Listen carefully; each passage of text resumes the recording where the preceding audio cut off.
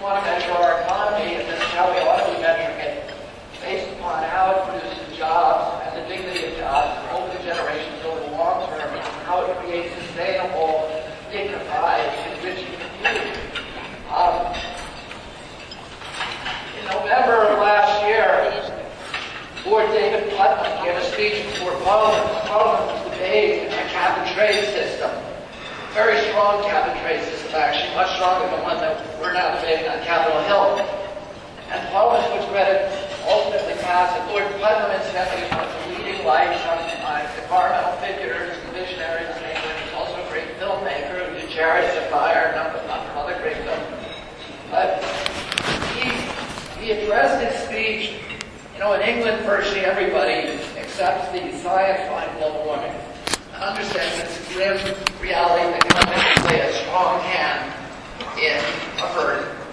And Lord Putnam was addressing his remarks to that cohort of British citizens who believe that global warming is real, but also believe that we have to move incrementally, we have to move slowly to address it, because they believe that if we move precipitously, that it will cause grave dislocations in the marketplace that will ultimately harm their nation.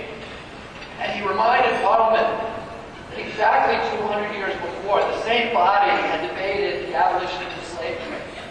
And at that point, virtually everybody in England regarded slavery as an abomination, as a moral catastrophe for Great Britain, and something that had to be, an institution that had to be abolished.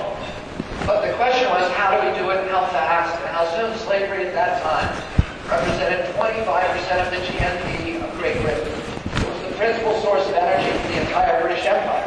And people said, if we abolish it outright, the economy is going to collapse.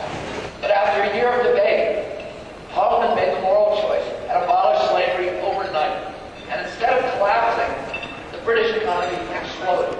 As thousands of entrepreneurs rushed into that space, create new forms of energy, mainly mechanical ones, in an era that we now know as the Industrial Revolution, which was the greatest epic in wealth creation in the history of mankind.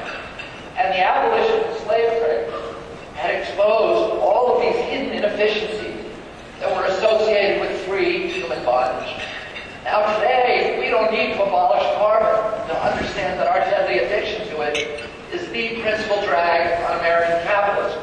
We are borrowing in our country $1 billion a day, mainly from nations that don't share our values, in order to import $1 billion of oil a day, again, largely from nations that don't share our values.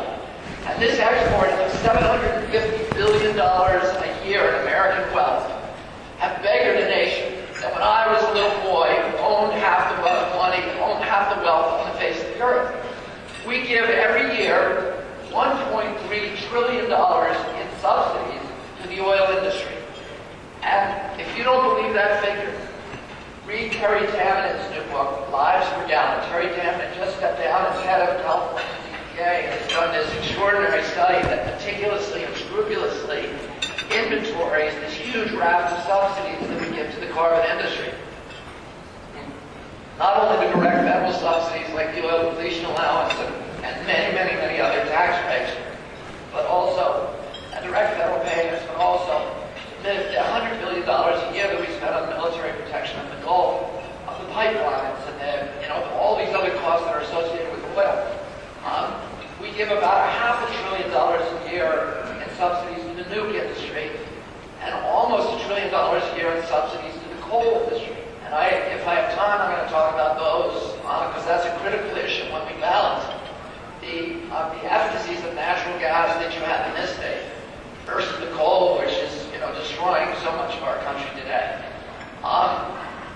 But these subsidies, this wall, this tsunami of subsidies to the incumbents, has formed the principal impediment to much more, to newer, abundant, cleaner forms of energy from entering the marketplace. We know that every nation that has decarbonized its society has experienced instantaneous prosperity. Iceland in 1970 was the poorest country in Europe. It was 100% dependent on imported coal and oil. The government of Iceland made the decision to decarbonize the society again. There were naysayers, there were objectors, but they did it very quickly. And within 15 years, they were 100% energy independent. 90% of Iceland's energy today comes from local geothermal. And during that 15-year period, Iceland went from being the poorest country